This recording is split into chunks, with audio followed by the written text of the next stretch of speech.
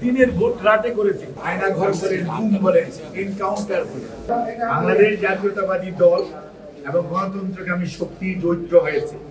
এই ঐক্য কোন অবস্থাতেই ভয়ের ভীত হলে 5ই আগস্ট উনি পালাতেন না। উনি যদি সত্যিকার অর্থে রাজনীতিবিদ হতেন তাহলে মাঠে থেকে রাজনীতি মোকাবেলা করতে কি হতো, যা হয় সেটা জেলখানায়।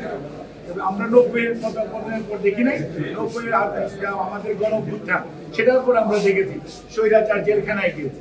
কাজেই সেই ক্ষেত্রে উনি রাজনীতিবিদ হিসেবে যে দায়িত্বটা করেছেন, সত্যিকার অর্থে ওনার মধ্যে যে নিজের প্রতি এক ধরনের যে অন্যায় করেছে, যে অন্যায়কারী তার মনের যে দুর্বলতা সেটা উনি প্রকাশ করেছেন।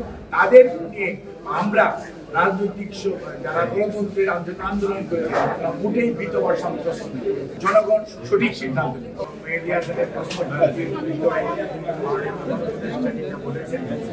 তার মধ্যে যেটা মানুষের মধ্যে একটু আমার মধ্যে চিহ্ন হয়েছে, বাংলাদেশের মিডিয়ায় আমরা দেখেছি আওয়ামী লীগকে নিষিদ্ধ করা হয়। যদিও এ ব্যাপারে বাংলাদেশ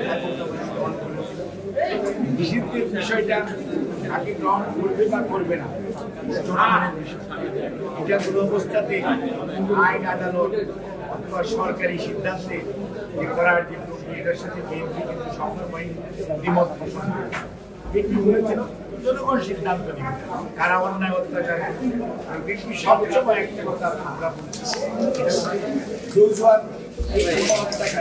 এবং এটার যারা আদেশ দিয়েছে তাদেরকে আইনের আওতায় যথাযথ বিচার করবে।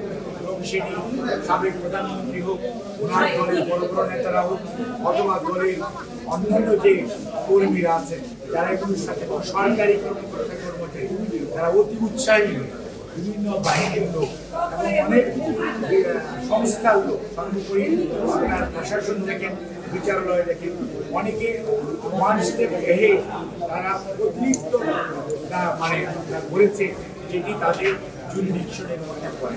কাজে তাদের বিচারের ব্যাপারে বাংলাদেশ জাতীয়তাবাদী দল সবসময়ই সোচ্চার ছিল, এখনো আছে। এবং আমরা বিশ্বাস করি কোন অবস্থাতে গণহত্যাকারী এবং গণদুশ্মন যারা ছিল, যারা গুম করেছে, যারা মানুষকে নির্বিচারে গুলি করে হত্যা করেছে, যারা মানুষের সম্পদ লুণ্ঠন করে দেশের বাইরে নিয়ে গিয়ে দেশের সম্পদ লুণ্ঠন পার করেছে, তাদেরকে বিচার এবং বিচারের আওতায় এবং বিচারহীনতার যে আপনার যে কালচার, এটা আয়না ঘর বলেন, গুম বলেন, এনকাউন্টার বলেন, এগুলোর যে কথা এবং অট্টহাসি অর্থাৎ প্রতিহিংসা পরায়ণতার যে চরম পরাকাষ্ঠা দেখিয়েছে, এটার বিরুদ্ধে বাংলাদেশ জাতীয়তাবাদী সবসময় সোচ্চার। এবং আমরা মনে করি তারা কোনো দুশ্মন এবং তাদের নির্বাচনকে তাদের এই দেশের মানুষের এসে তারা নির্বিঘ্নে বিচার ছাড়া বা তাদের অনুসূচনা ছাড়া, আজকে যদি আমরা ৭১ নিয়ে এত কথা বলি তাহলে এই ২৪-এ গত ১৫ বৎসর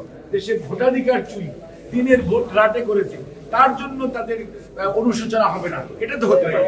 কাজে দেন একটু মানে আমরা কি বলে যে আনকন্ডিশনালি জনগণের কাছে ক্ষমা চাইতে হবে। এটা জনগণ সিদ্ধান্ত নেবে ক্ষমা করবে কি করবে, এটি ব্যক্তিগতভাবে কারো করার বিষয় আছে বলে মনে করি।